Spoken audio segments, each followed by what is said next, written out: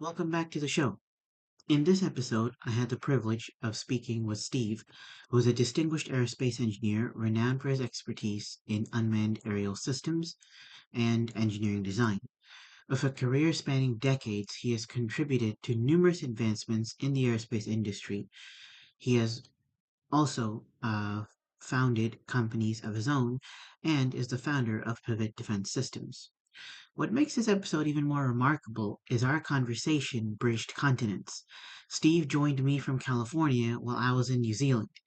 Despite the 10,000-kilometer distance between us, we delved into topics ranging from the intricacies of aerospace engineering to the future of the industry. Tune in as we explore the fascinating world of aerospace engineering and gain insights from one of the industry's leading minds. Sit back, relax, and enjoy the next 1 hour with us.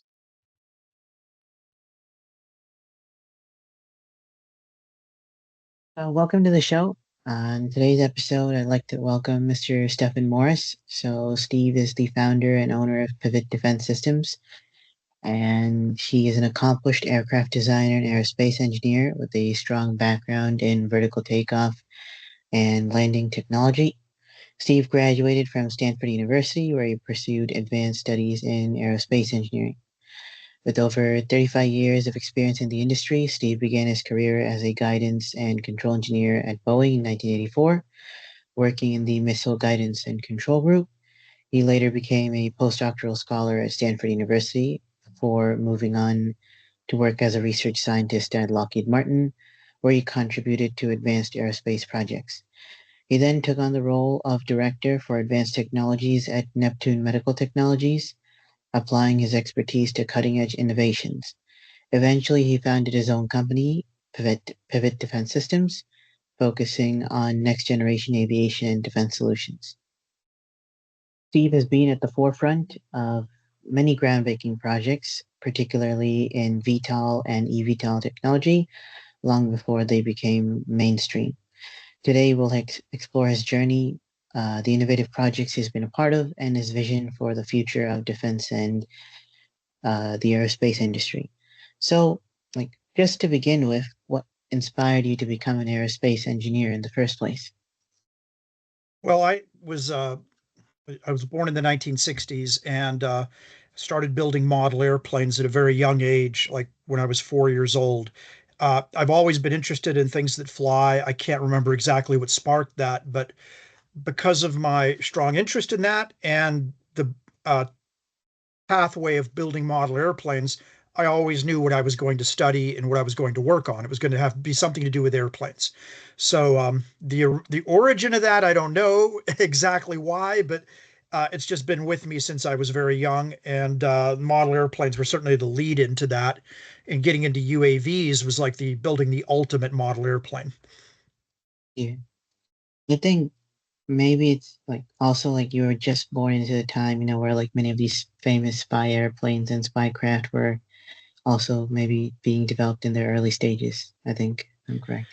Yeah, but at age 4, I mean, I remember for me, my father was building a balsa wood model airplane in our basement, and I was watching him do that, and you see this three-dimensional structure grow, off of the building board and then get covered in tissue paper, and then it kind of flew. He and I both, neither of us knew really how to adjust and fly them. There was something about that that just stuck in my head. Obviously I couldn't read about spy planes and things. The space race was going on, and in my neighborhood where I grew up, there were people flying gas-powered models, control line on the wires, and you could hear them, and I'd run up to the field to watch them fly. And then, of course, there were the rocket launches, and people in the neighborhood were also flying the little Estes model rockets. So there was a lot of activity in general. People were aviation minded and space minded. So that may have helped. And what do you just think are some common misconceptions about being an aerospace engineer? What do you think is the general idea people have, and what do you think? What are some common misconceptions which people have about the job? Which you encounter on a daily basis.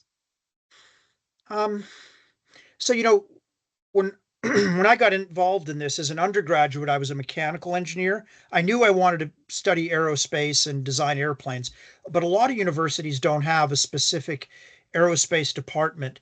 So, my initial introduction to what engineering was and maybe misconceptions would be more like, oh, engineers are very mathematically oriented and they calculate things and they live in a universe of determinism.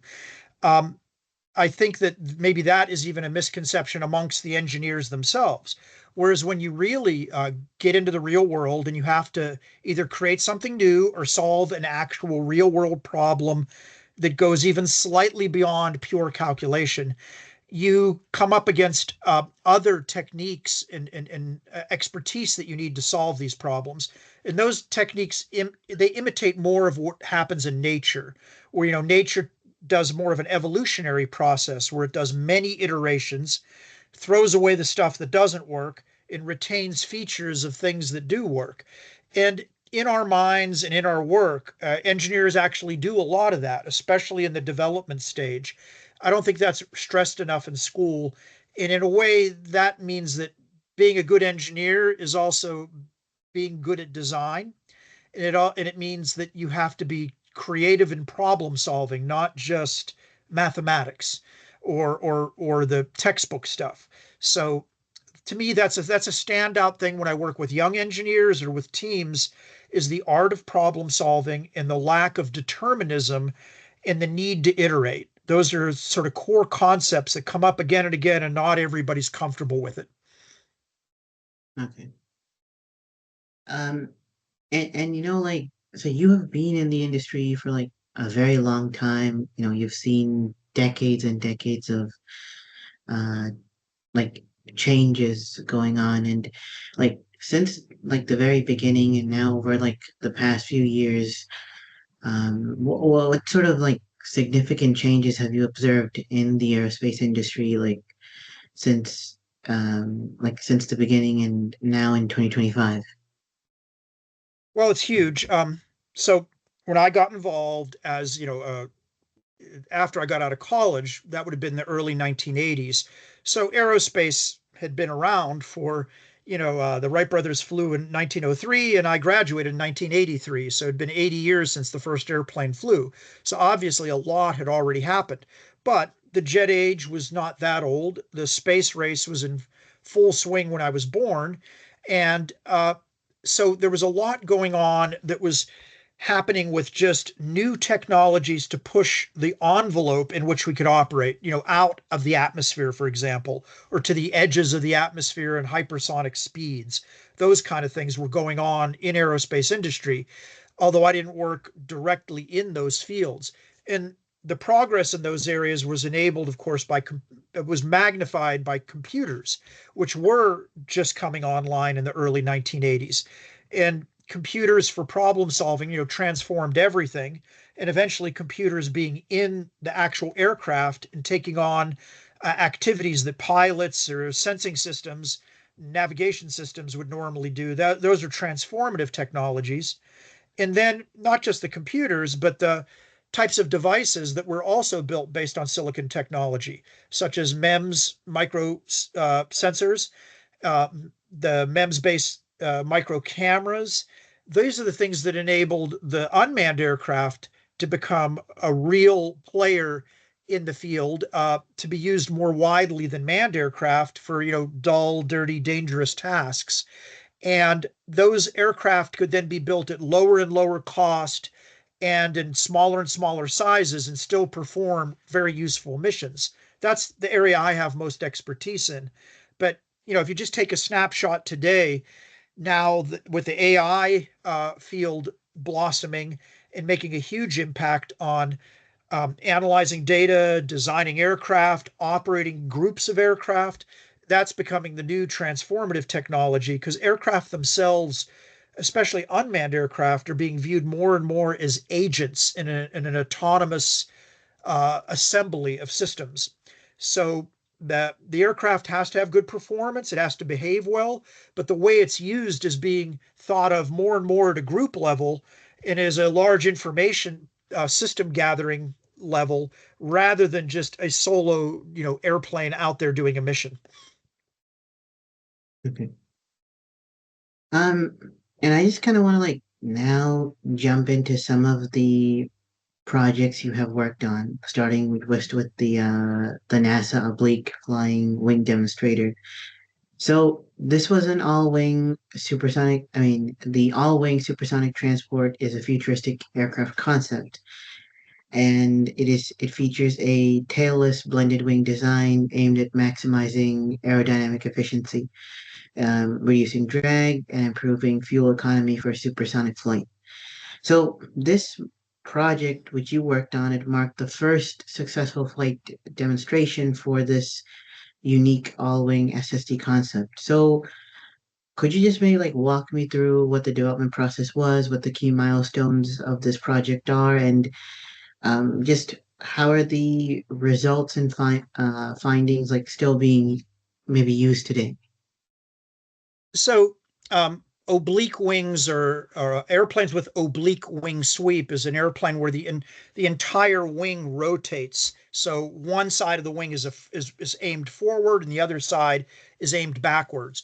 And you do this to reduce drag as you go transonic and then supersonic Mach numbers. You don't need oblique sweep if you're flying subsonically.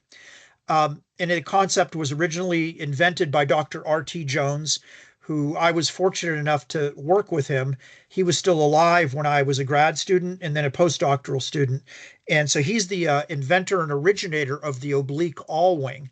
And his idea about this airplane was that it should, in theory, be the most efficient configuration over all Mach numbers because you could optimize the wing sweep and span for each flight condition by simply rotating the entire airplane, assuming you could get everybody or the payload inside of the airplane.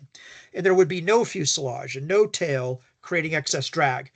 The big challenge is how do you stabilize and control this airplane uh, to make it fly well without screwing up the efficiency of the aircraft.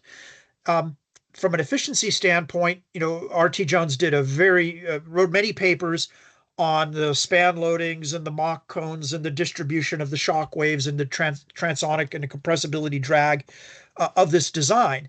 But now, how do you control it and make it stable? Well, it was assumed there would be computers would be needed to control the airplane. It would be a fly-by-wire aircraft. And based on what we knew about airfoil design for those kinds of speeds, the airfoil sections along the wing would have a lot of what we call aft camber, and they would tend to pitch downward. If you put the airfoil in a wind tunnel, it would have what we call a nose down pitching moment about its aerodynamic center. That type of an airfoil on an unswept wing cannot be made stable without moving the center of gravity behind the neutral point, which means now the airplane is inherently unstable and you need a computer moving the flap to balance the airplane at a given angle of attack.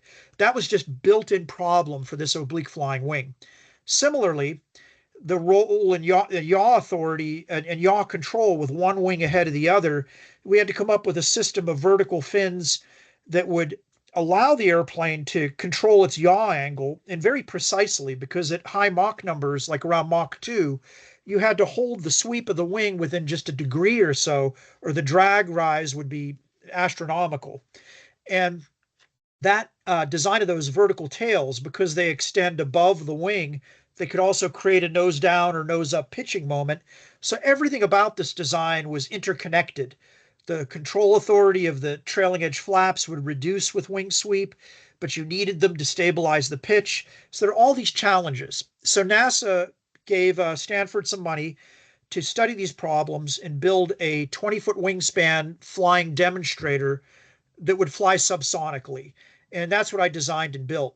So in doing so, I first built some smaller radio control models to investigate the stability and control. And from that, we learned how to design the vertical tail surfaces to minimize the coupling about the wingspan of the aircraft.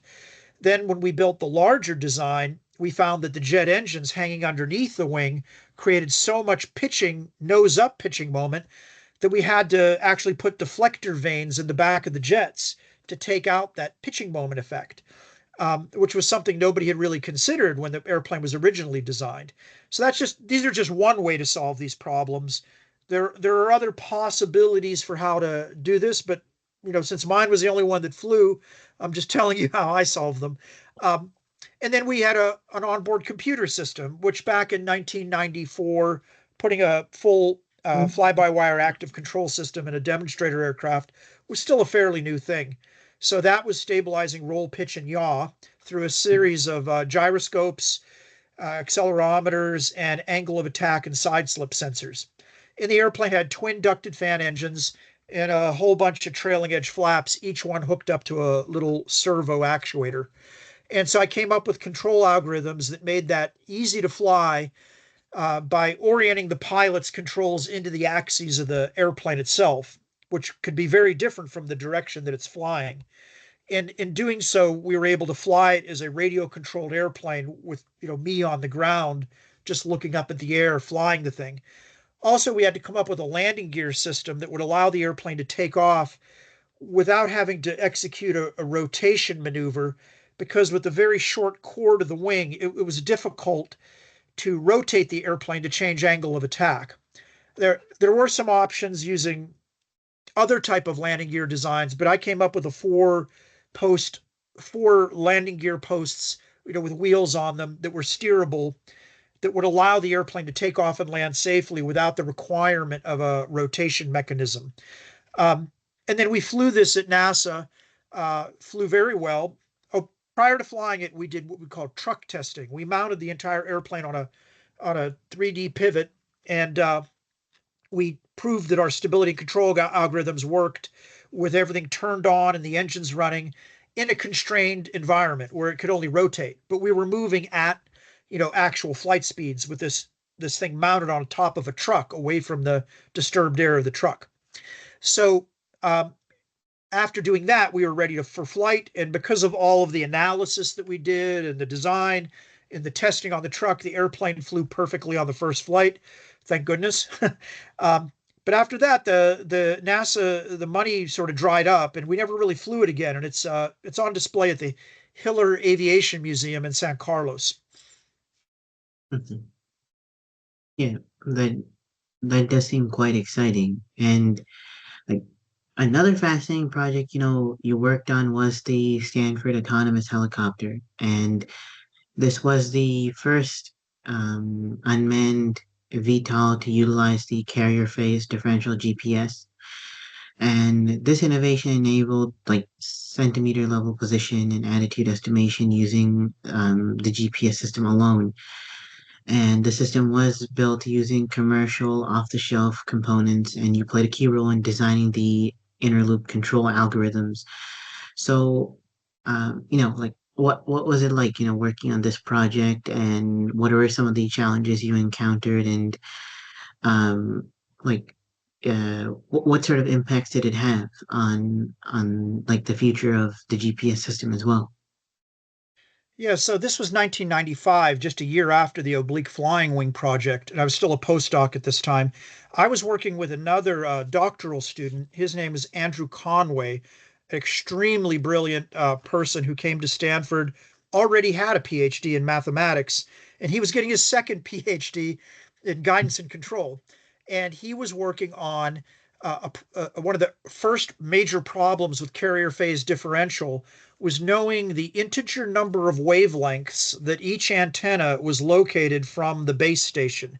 You had to know these how many wavelengths away were you, and then you look at the phase, and those number of wavelengths plus the phase from all these antennas, from all these signals, allowed you to triangulate down to a centimeter level accuracy. So solving for the integer wavelengths was a math problem that was not well in hand in 1995.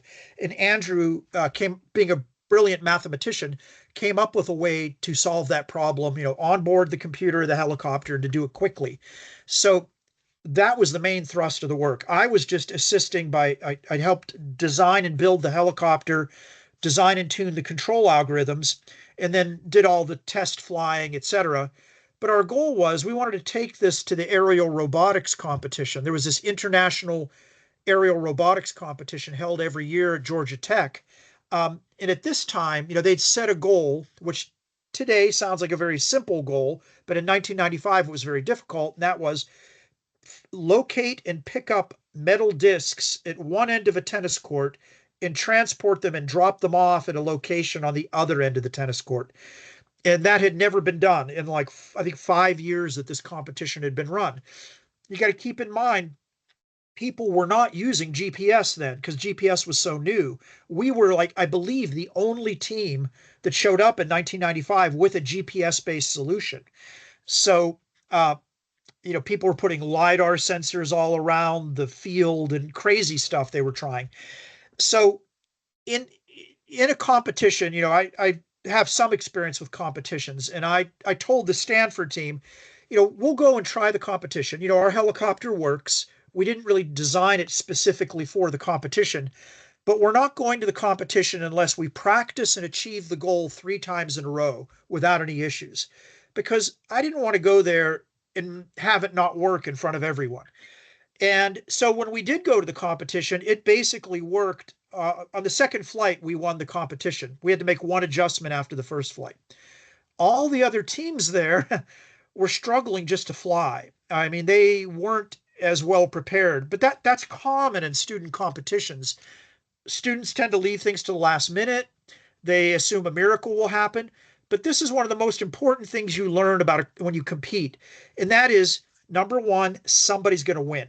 I don't care how hard the competition is. Somebody, if it's a race at least, somebody's going to win the race, even if it's really bad conditions. In this case, maybe nobody would complete the task, but somebody would rank the highest.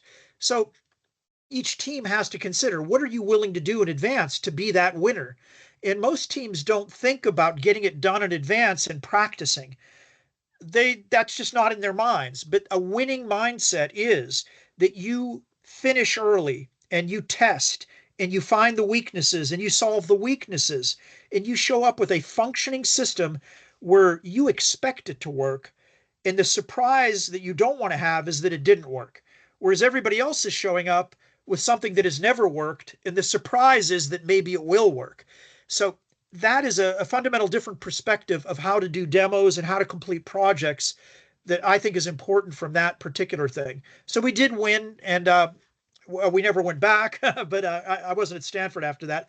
But it was nice that we got a prize and we got on TV and all that. Okay. Um, and like just before like we talk about some of your other projects, I just like wanted to like I just love to hear about your experience at Stanford University. Now, um, it it's in the heart of the Silicon Valley. It has a reputation as a hub for cutting edge research and technological innovation. So when you were there, like what was its academic and research like what is its academic and research culture like? And then just how did it shape your approach towards aerospace engineering and your PhD and even your career afterwards? Yeah. Now I'm very thankful I was able to attend Stanford. My thesis advisor was Professor Ilan Crow, an extremely brilliant person who I have the highest admiration and respect for. He was a new professor when I started. He's only a few years older than me, but he's so much more smarter. So I was his first student, and we had very similar interests. We both built model airplanes. We were both hang glider pilots. We'd even go hang gliding on the weekends, which was something not everybody in grad school gets to do with their thesis advisor. And Ilan had a very hands-off approach to allowing his students to do research, which worked really well for me. So he'd give me guidance, but I wasn't being micromanaged in any way. And he, secured enough funding that I could spend some time figuring out novel solutions to some challenging problems. So everybody's graduate student school experience is different. Mine, I was very fortunate that I was largely left alone. I was able to figure things out on my own and come up with something unique and work on several side projects. I designed and built an unstable tailless airplane. This was a forerunner of the oblique flying wing. And this was 1987 now. When I designed and built this unstable flying wing, I got together with some friends at Stanford who helped build the computer system and helped me program it. And I actually started a company based on that called MLB Company. That was the main company in which I developed all my other products. MLB lasted until 2015 when I sold it to Martin UAV. And that's where we developed the VBAT drone and other drones. So that all happened at Stanford. And coming to Stanford, I had no idea about starting a business or this whole entrepreneurial stuff. But there's so many people at Stanford that were doing that that some of it started to rub off on me. And that's, I would never have had that idea on my own if I hadn't been there. But, mainly working with Alon and his research group was just the best experience I could imagine. Having the freedom to experiment and also having a mentor who was absolutely brilliant and could help me when I needed it, and having access to these very unusual problems that also were funded. You can't just do whatever you want unless somebody funds it. So, and then you're surrounded by other students who are unbelievably smart. It's extremely intimidating for someone like me. I didn't feel I was academically, or at least in terms of math skills, at their level. But it really, you step up your game when you're surrounded by good people. And one, side benefit is the weather is really good in California. And every time I built something and needed to test fly it, pretty much the last thing I needed to worry about was the weather. So I could fly anytime. Okay. Um, Now, another like just pioneering project you had worked on was like the was on the development of micro air vehicles between 1997, 1998, and these miniature aircraft not only achieved flight times exceeding 20 minutes using the commercial off-the-shelf model aircraft engines, but you also incorporated live color video transmission and basic analog stability augmentation system. Now, some versions were even equipped with smart dust dispensers for a DARPA program, showcasing their potential for surveillance and data collection. Now, what were some of the biggest engineering challenges in designing and demonstrating these micro vehicles, and how did their capabilities influence the future of small scale autonomous aircraft? So I first heard about the micro air vehicle program as a DARPA program that already existed. I found out one day that DARPA was putting money into aircraft that were 6 inches or smaller that could carry a sensor payload. This is our 1996, 1997 timeframe that I first heard about it. And being a model airplane builder and an airplane designer, I just became interested in that on my own. I think I was working at Lockheed at the time, but on my own, I just started playing around with micro air vehicle designs and just running. So my thesis work was in multidisciplinary design optimization. So I would use optimization techniques every time I would look at something new. So I was optimizing these designs for a mission. And with the severe size constraint, it became really clear that the combination of the size constraint and the need to have wing area to generate enough lift to fly at a reasonably low speed, that you needed a lot of wing area for a micro air vehicle. In other words, it wasn't going to look like an airplane shrunk down. It was going to look more like a flying pancake or a flying triangle or something with a lot of wing area. Also, the square cube law scaling that fundamentally governs the size relationships of anything says that as you get smaller and smaller, it's easier to be overpowered. In other words, for a given surface area, you don't have as much weight. And it's easy to like hover. It's easy to make an airplane that hovers as you get smaller. That's why so many insects hover. As you get really small, insects can easily hover, but as you get really big, it's very hard for like an eagle to hover like a hummingbird. And that's related to the square cube scaling of the materials and muscles and things that store energy and produce power and determine strength and stiffness. So that's what came out of my design work, was understanding those interrelationships, and then came up with a family of aircraft that looked more like these hockey pucks or pancakes. Actually, they were kind of like a triangle with rounded corners. It was called a trochoidal design.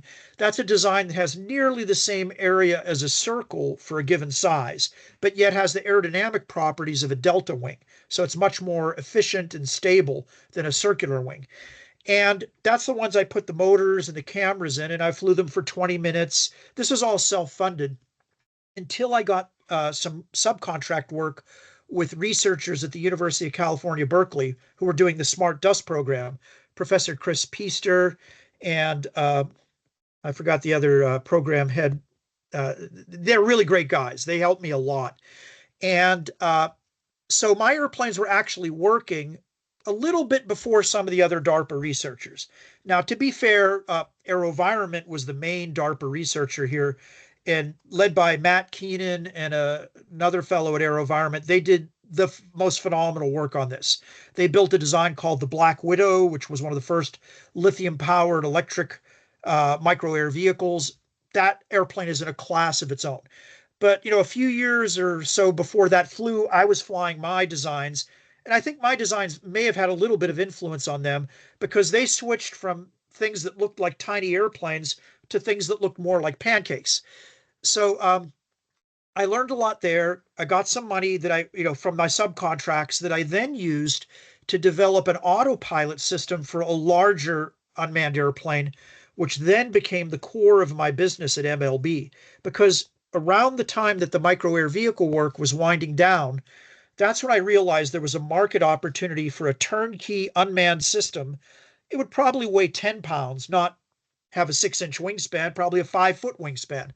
But I realized I could build that and sell it for 20,000 bucks ready to fly, which back then was a low price, and it could fly for several hours on a small internal combustion engine.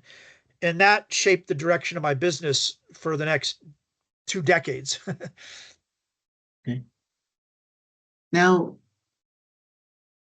one of the most impressive projects you were involved in was the development of the BAT series of UAVs. Now, this spanned from 2006 to 2016, and this unmanned aerial system featured up to 30 pounds of payload capacity with onboard electrical power generation and allowed for the swapping and removal of payload pods to accommodate various custom payloads for researchers.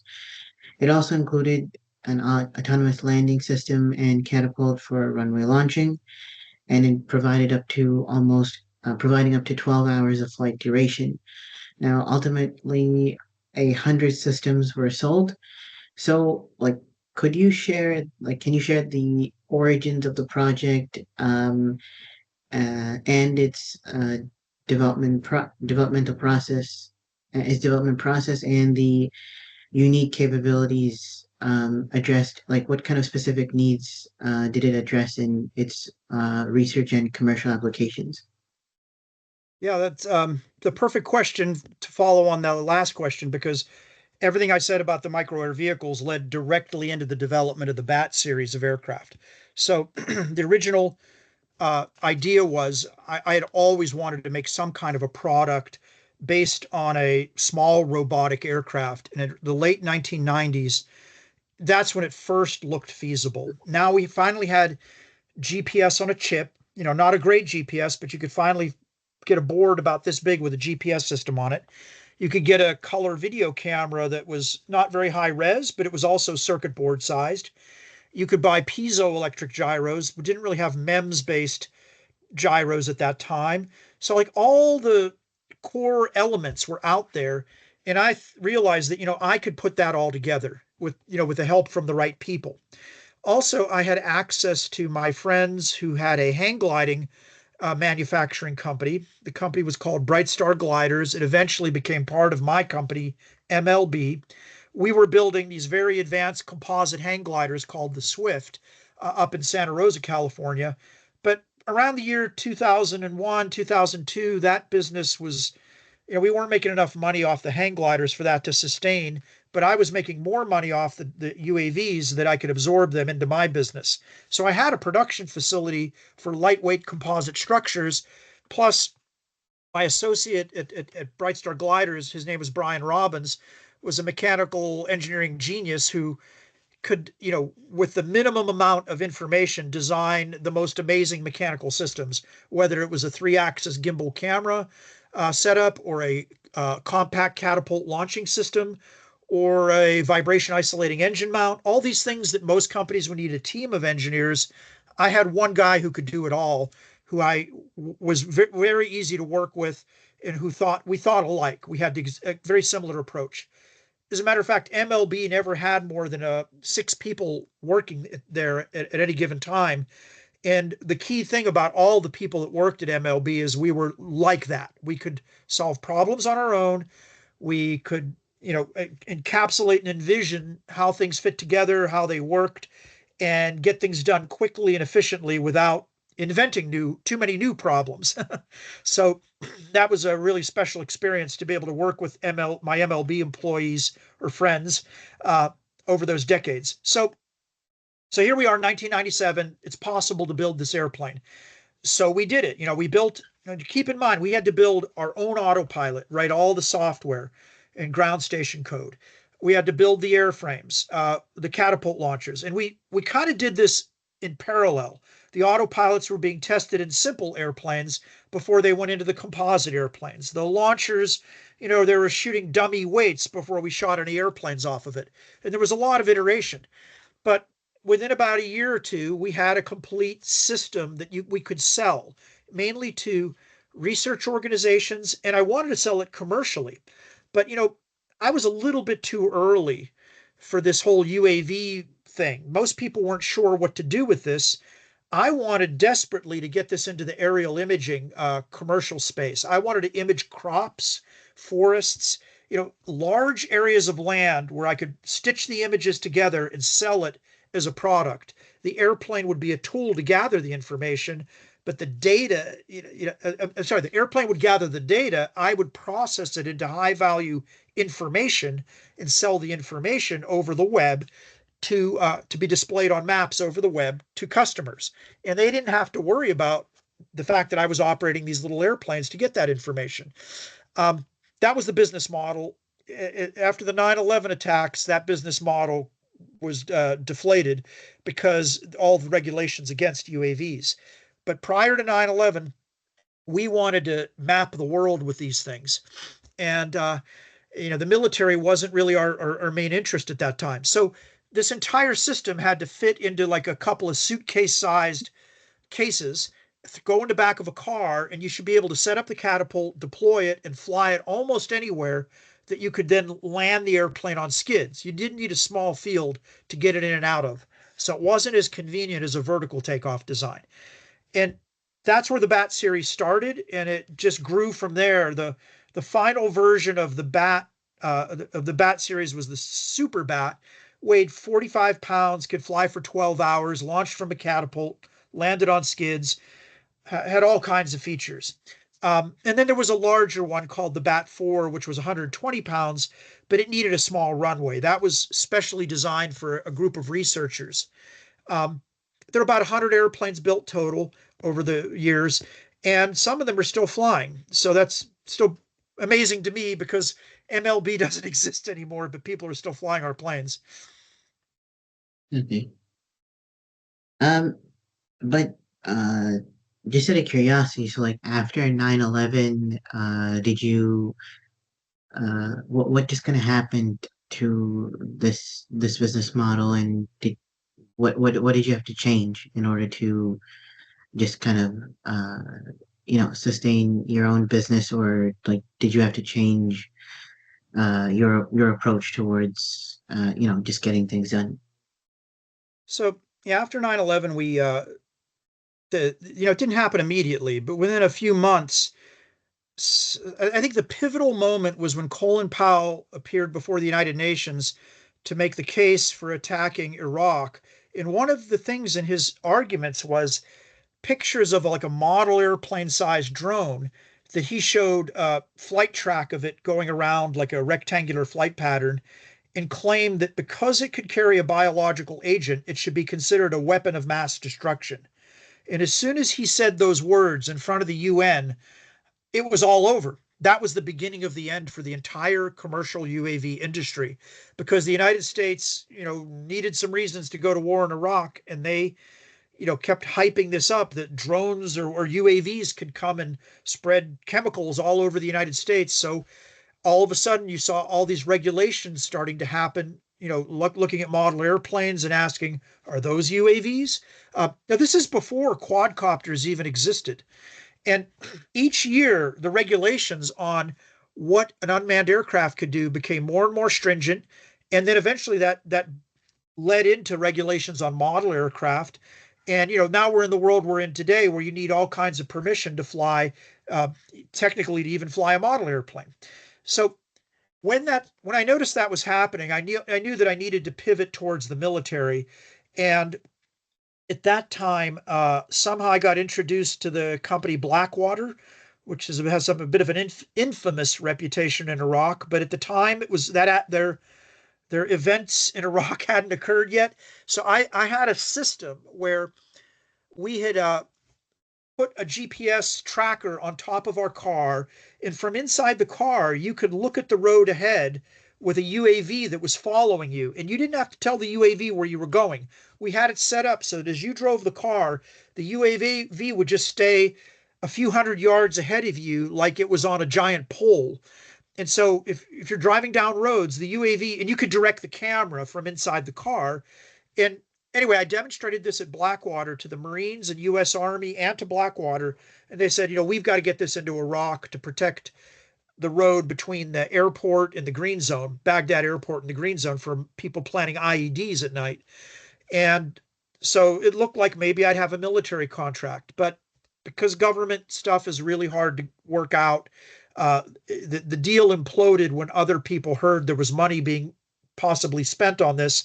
They were much better connected to Washington, and I got cut out of the deal. But so, we were trying to work with the military from 2003.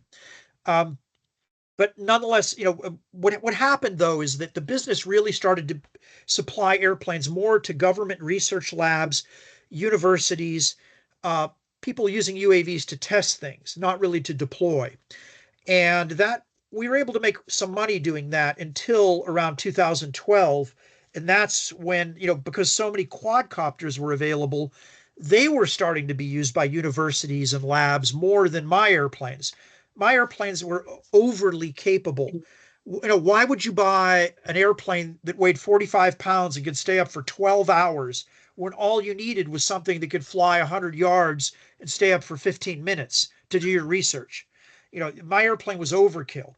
And in the military world, to sell to the military, you had to have much better connections than my 5-person company had. So in around 2015, that's when I had to sell the business to Martin UAV. Okay. Um, so I want to talk about the VBAT drone. Now, this is an impressive example of modern UAV technology, offering takeoff and landing capabilities, autonomous operations, and resilience in contested environments. With its compact, ducted design, it's able to operate in confined spaces like ship decks and urban areas, and it's making it highly adaptable for military and civilian operations. Its ability to perform in high wind maritime conditions has led to its adoption by forces like the United States Coast Guard and the Japanese Maritime Self-Defense Force. And it has had its success in GPS denied zones, including its deployment in Ukraine, where it withstood electronic warfare tactics.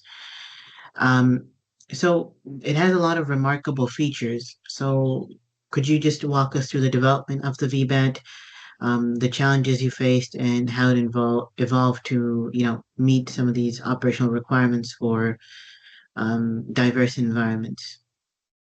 Sure.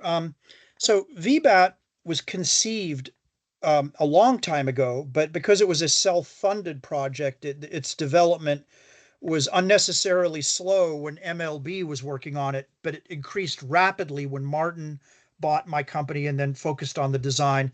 And then even more so now that Shield AI is producing the VBAT and extending its capabilities far beyond anything we ever imagined initially. So where it came from was um, all the way back in 2000, 2001, I had been doing as consulting work, working on a ducted fan hovering aircraft for some military programs to bring in additional money to MLB.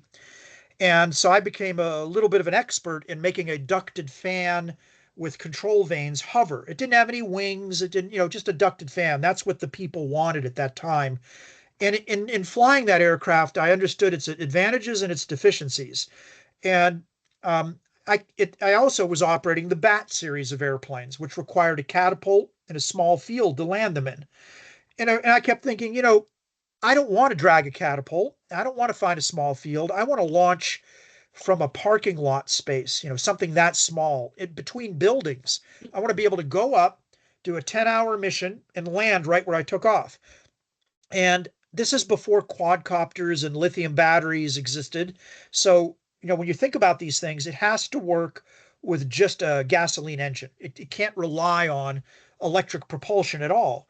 And so I ran some numbers, and it became clear that it would be possible to make a hovering aircraft that could have long duration if you were thinking out of the box about it. So my approach was to take what I understood about the ducted fan with the control vanes that could hover and just put a fuselage and wing on top of it and use the ducted fan as a tail assembly because it would provide natural stability for forward flight.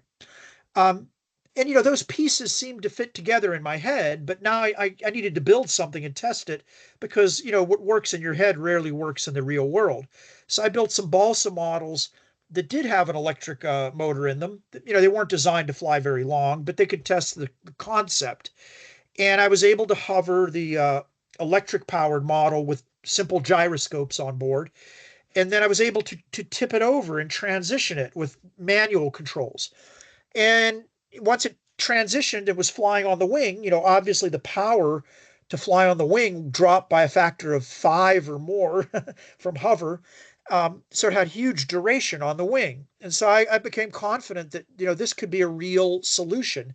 I was nervous about how it would handle wind, but we tested it in wind and it had enough control power. So then we started building VBATs from molded composite construction with like a 100cc gas engine in it, um, and test flew those for a couple years, um, and and learned a lot. We're using our own flight control systems. I wrote all the flight software, but the airplane was not fully autonomous at that time. I was still transitioning it manually.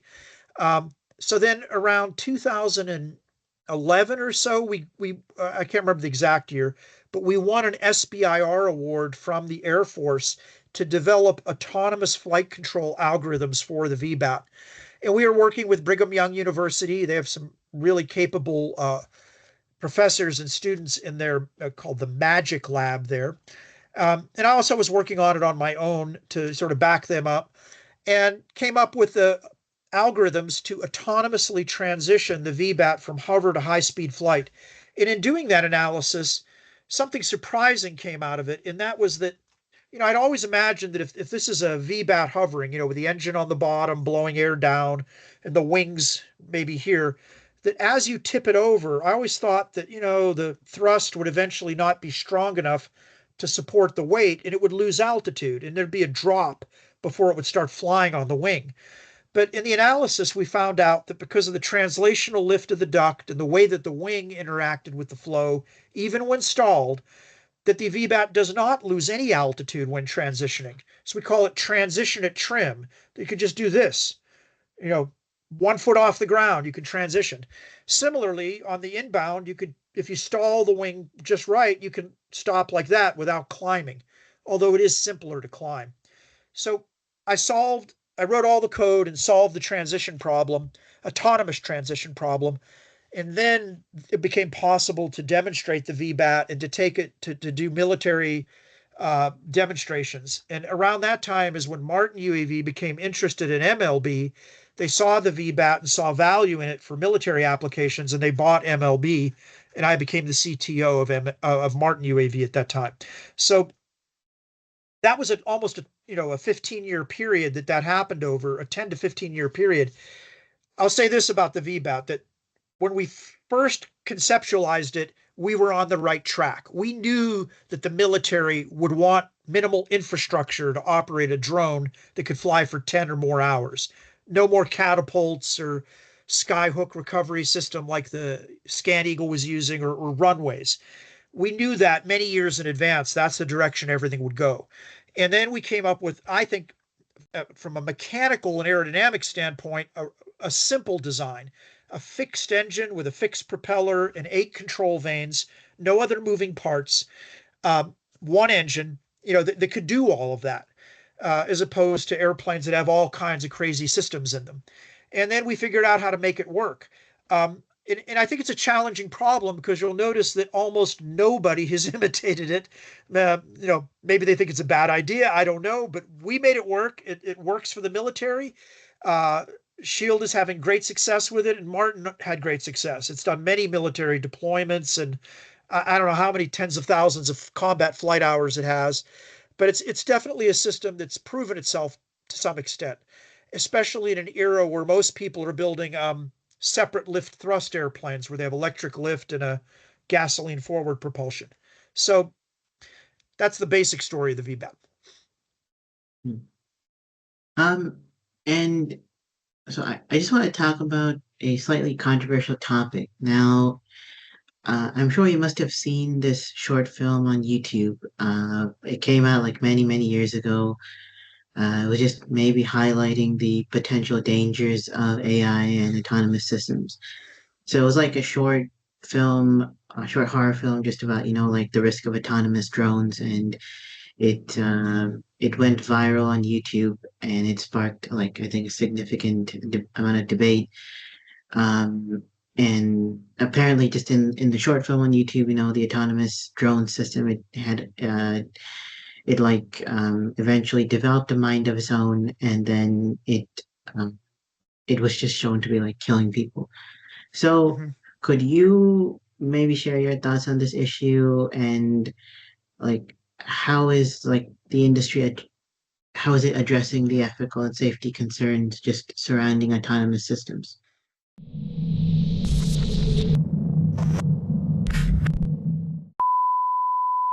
Customer pilots directed almost 3,000 precision strikes last year.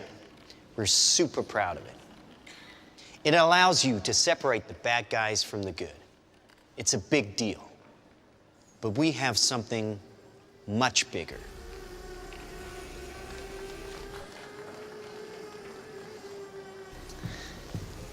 Your kids probably have one of these, right?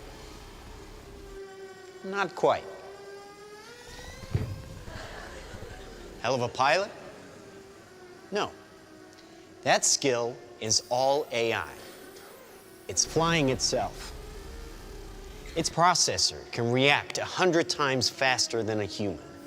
The stochastic motion is an anti-sniper feature.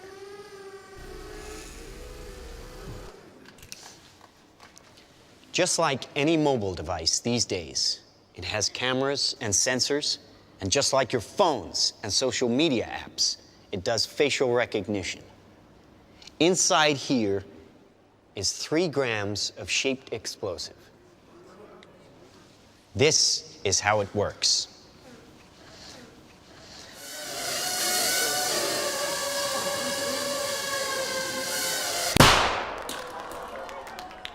Did you see that? That little bang is enough to penetrate the skull and destroy the contents. They used to say guns don't kill people, people do. Well, people don't. They get emotional, disobey orders, aim high. Let's watch the weapons make the decisions. Now, trust me, these were all bad guys. Now that is an airstrike of surgical precision. It's one of a range of products. Trained as a team, they can penetrate buildings, cars, trains, evade people, bullets, pretty much any countermeasure.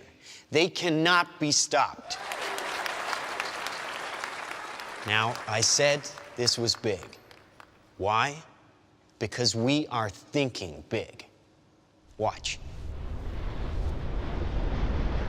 A $25 million order now buys this. Enough to kill half a city. The bad half. Nuclear is obsolete. Take out your entire enemy, virtually risk-free. Just characterize him, release the swarm, and rest easy. These are available today.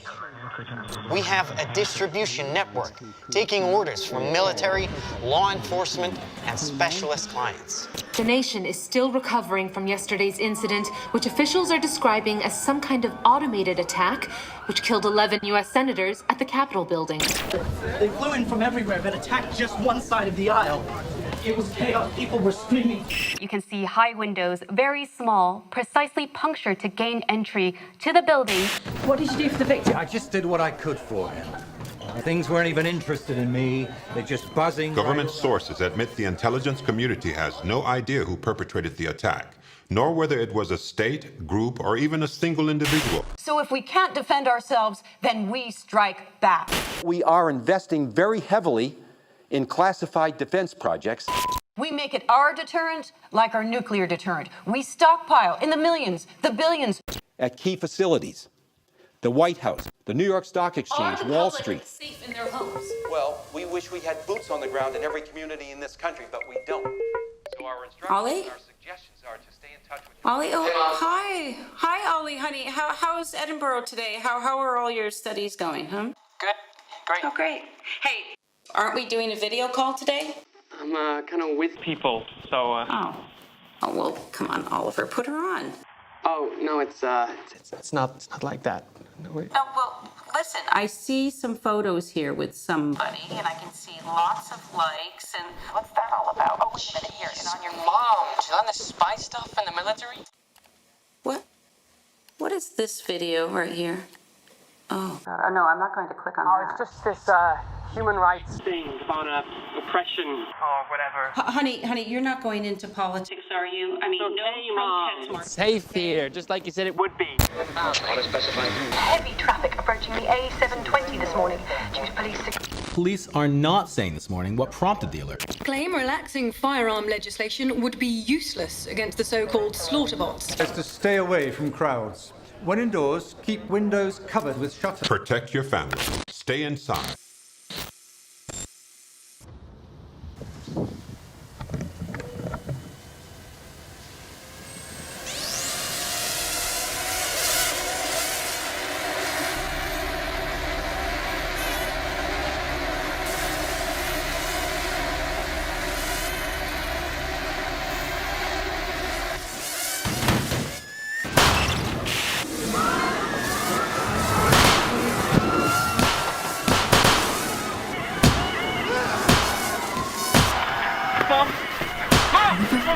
Can you hear me?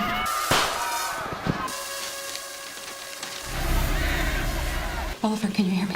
Listen to me. I can hear it, Mom.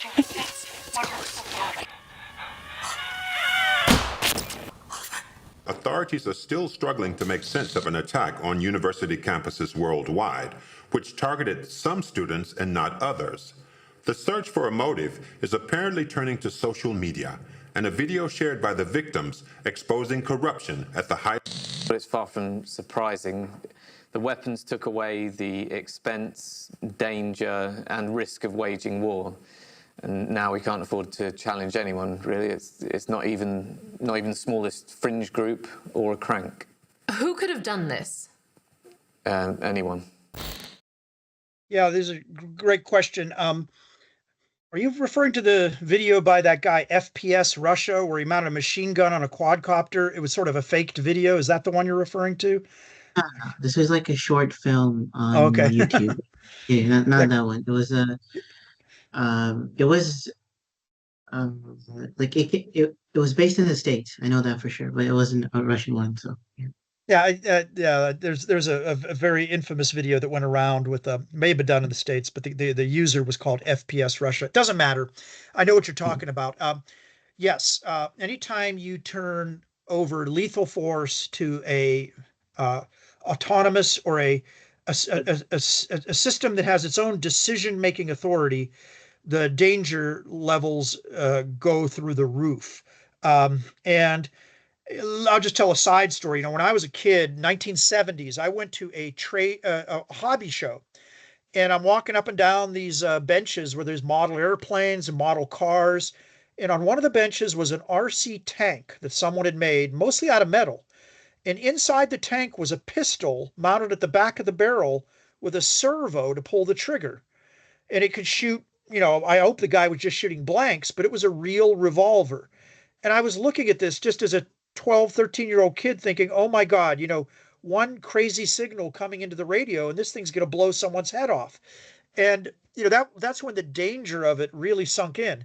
And for anyone who doesn't appreciate this, the best thing to do is go look at the original RoboCop movie, the scene in the conference room where they're demonstrating the new, one of the new competing AI-enabled robots. It's a very, classic, infamous scene of what people expect versus what can happen. One line of code is bad, and all of a sudden you've got a killing machine that's out of control. So now when it comes to AI is used in many different ways, not just to, pull the trigger, so to speak, but to gather information and make combat more effective. And we're, for like it or not, we're in an arms race there. We can't walk away from it, but we can decide how we're going to use it. And this is where, when you look at an engineering problem, you can't ignore the politics. So engineers can design very powerful and impactful systems, but it's up to the governance of nations to use them appropriately. And that's where, we as individuals have two responsibilities. If you're an engineer, you may be working on something, and you may also be voting for people who are going to decide how it's used. And they're coupled problems, but they're in very separate areas. So I think people need to think about that. Like, if we get into a conflict and the survival of our nation depends on having these assets, we should probably have them in our arsenal. But we should also have governance that knows how to use it responsibly. Now, let's get back to the technical side. Like, what should these things be allowed to do? Should they have a firing decision on their own? That seems like a big step for me. And right now, I don't think any of our systems have that other than the fire and forget weapons like a cruise missile or a bomb.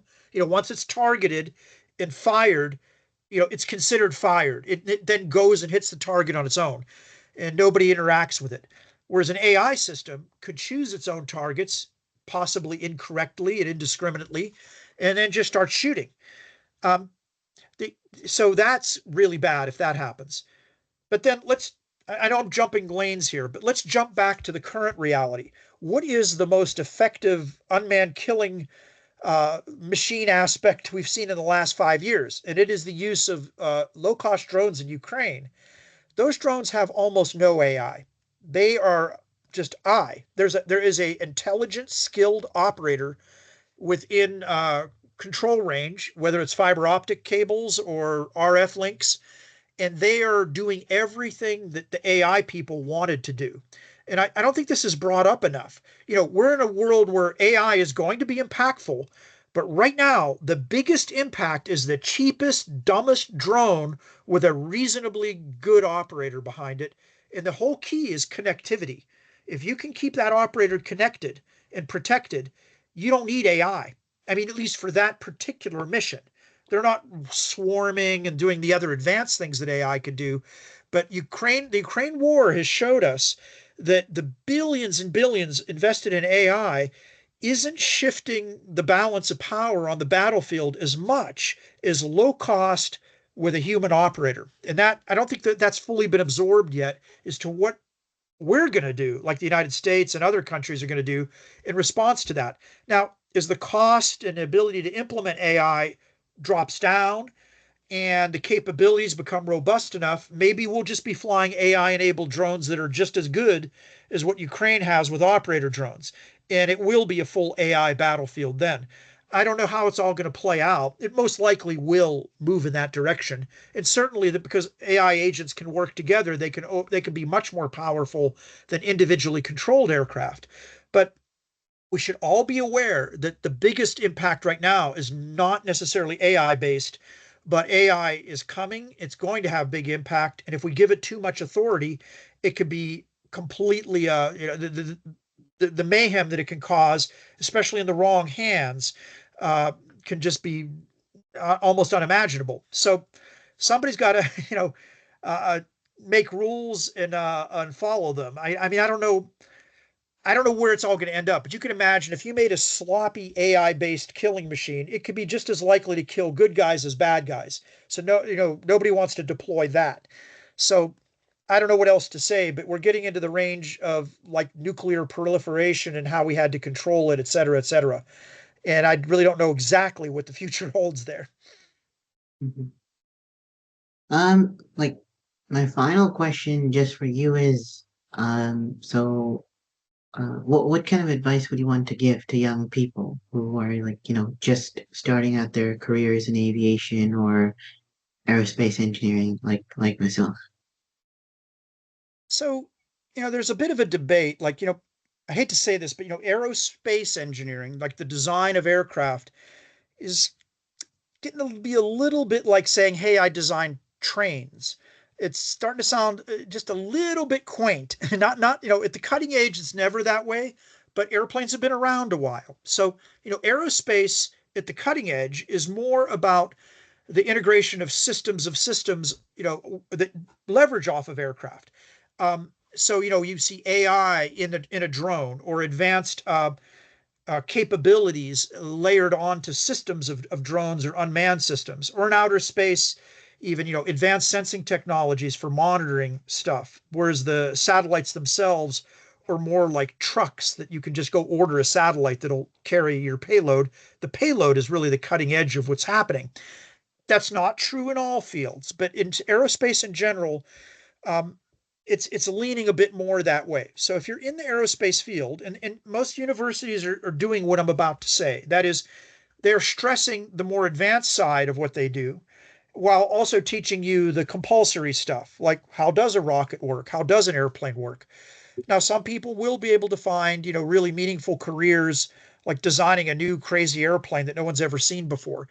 But, I think most of the jobs in technology are going to lean more towards the integration of software and systems and data processing and advanced computational algorithms, and that the platform itself will become more and more commoditized.